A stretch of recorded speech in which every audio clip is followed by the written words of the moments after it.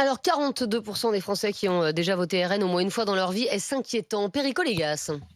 J'écoutais l'autre jour l'éminent Dominique Régnier, politologue, professeur à Sciences Po, chez nos confrères Léa Salamé et Sébastien Demorand, Nicolas Demorand. Oui. Sébastien, Sébastien, c'était son c'est frère, cuisinier. regretté. Qui expliquait que le RN, il a remis un peu les pendules à l'heure. Il dit, mais l'extrême droite, c'est pas ça. L'extrême droite, ce sont des partis politiques qui veulent abolir la démocratie, instaurer une dictature et apporter un système répressif et de confrontation à la société.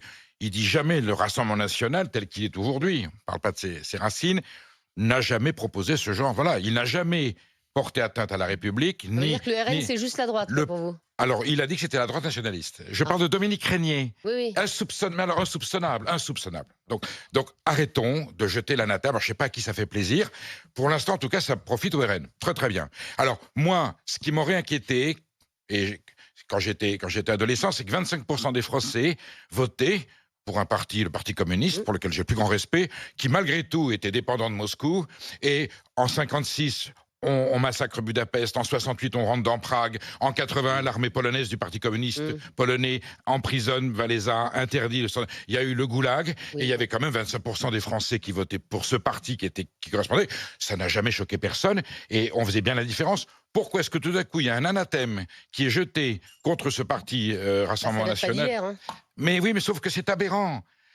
Moi, j'ai connu le fascisme. Il s'avère que je suis du Pays Basque. Dans mon adolescence et ma jeunesse, j'ai connu le régime franquiste. Je sais ce qu'est le fascisme, l'extrême droite, la répression. Mais ça n'a rien à voir avec le Rassemblement national. Ensuite, le Rassemblement national, on peut le combattre légitimement pour ses idées sur le plan politique. Il y a des choses qu'on peut dénoncer. Mais jeter l'anathème, c'est-à-dire le dénigrement de l'autre, la dévalorisation et dire il n'est pas du camp républicain, c'est une erreur fondamentale. D'abord, c'est un mensonge, c'est faux et ça ne sert qu'à eux. Et la preuve, l'électorat. Ah, si, Bah quand on dit. Ah, si, non, il faut culpabiliser. On n'a pas encore parlé, alors. D'accord. Non, je ne parle pas de vous deux. Je me souviens quand Bernard Tapie avait dit c'est des salauds qui votent pour le Front National à l'époque. Ce peuple français-là, c'est le peuple français à part entière, c'est un parti républicain. C'est juste les anciens électeurs du Parti socialiste et du Parti communiste. Enfin, et comme ils ont trahi. Non, c'est leurs anciens non. électeurs. Et comme ces partis ont trahi leur engagement, ils sont allés vers un vrai. Parce qu'au niveau programme politique, le programme de Le Pen est plus à gauche que celui de Mélenchon. Il a sacrément évolué au fil des années. Mais alors, est-ce qu'on a le droit d'évoluer? Ou alors il faut vivre avec le passé? Mais ne parlez pas du programme, en fait. Quand c'était la réforme des retraites, on les a pas entendus. C'est les seuls qu'on n'a pas entendus. Et encore une fois, mais peut-être qu'ils trouvaient ça très bien. oui, mais encore une fois dans le sondage. Ah, ils pensaient comme Macron, quelle horreur! Et encore une fois dans le sondage, c'est très clair, ça reste un vote de rejet. On vote d'abord RN, non pas pour ses idées, mais contre les autres. D'accord, mais c'est pas pour ça que c'est un parti fasciste. D'accord. Jérôme Lavrieux, est-ce que l'arrivée au pouvoir de Marine Le Pen en 2027 devient de plus en plus crédible avec ce type de sondage? Non, pas du tout. D'accord, bon. Moi, je pense qu'en fait, ce sondage, il n'est pas bon pour Marine Le Pen. Parce que quand on veut se donner la possibilité de le regarder de manière très précise, en fait, Marine Le Pen, elle a fait 41,45% des voix, des exprimés au second tour de la présidentielle. Mais si on part des inscrits, c'est-à-dire l'ensemble des Français qui ont la possibilité d'aller voter, à qui on n'interdit pas d'aller voter, ils peuvent y aller. Elle n'a fait au second tour que 27% des voix. Pareil pour Macron. Oui, mais le sondage nous dit 42% des Français, donc des inscrits, ont déjà voté au moins une fois pour le Front National. Donc Marine Le Pen fait 17 points de moins que la totalité des gens qui ont voté une fois pour le Front National. Au deuxième tour, ces gens-là avaient piscine, vous voyez. Oui, mais si c'était si important que ça pour eux, l'arrivée de Marine Le Pen au pouvoir, ils pouvaient aller voter. Ils ne l'ont pas fait. Donc il y a un problème, c'est que le RN, comme instrument de colère, d'expression de la colère, est fort. 42% des Français, à un moment, ont éprouvé suffisamment de colère pour voter pour un parti qui est extrémiste, il siège à un extrême de l'Assemblée nationale, et les autres siègent à l'autre extrême. En géographie, vous pouvez raconter tout ce que vous voulez. Et alors, c'est ça le siège aux extrêmes de l'Assemblée? Donc l'Assemblée est un truc dégueulasse. Il y a deux extrêmes qui puent. C'est curieux pour un démocrate comme toi de dire il siège aux extrêmes. C'est une place géographique. C'est une réalité. C'est un parlement en hémicycle. Celui qui n'est pas démocrate sur ce plateau, c'est celui qui prête des propos à l'autre qu'il n'a pas tenu. Tu dis il siège aux extrêmes.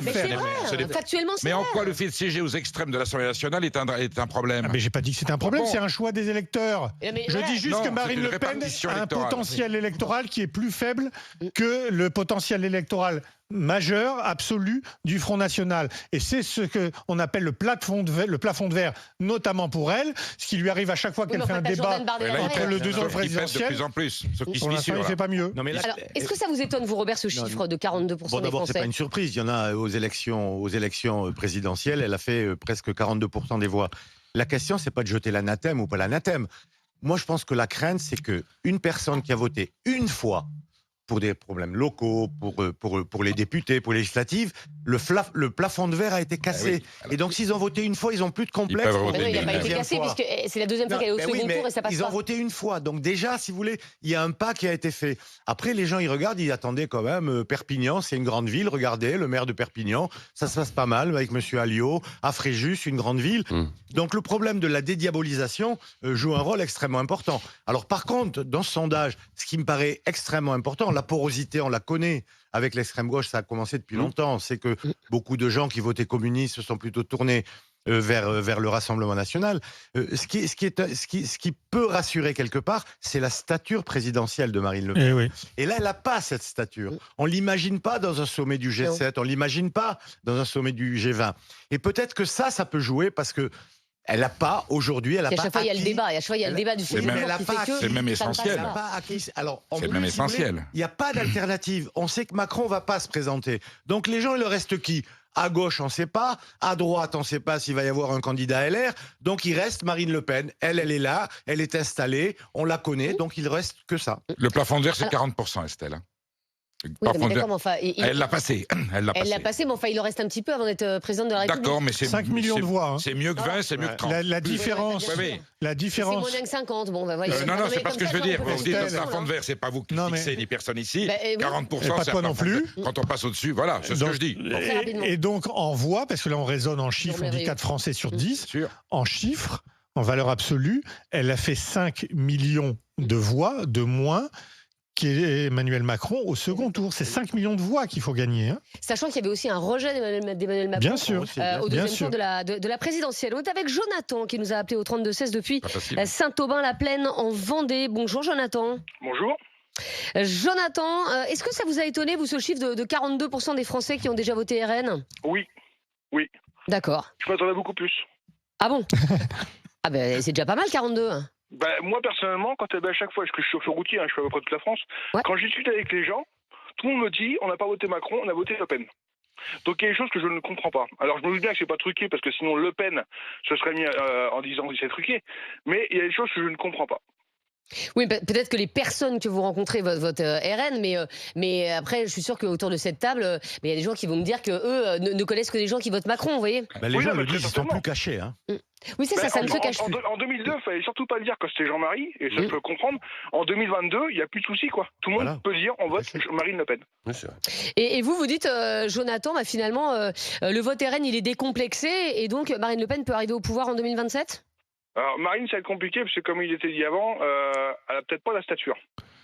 Maintenant, on ne sait rien pour qu'elle ait non plus, parce que j'adore Apolline de Malherbe, mais quand elle compare Marine Le Pen à Paul Mirabel, on ne fait pas ça avec Macron. Non mais ça sauf qu'il a jamais flirté avec. C'est pas, je vois pas bien le souci, vous voyez. C'est pas ça qui lui a fait perdre l'élection. Absolument pas. Mais ce qu'il y a, c'est que les interviews ne sont pas pareilles.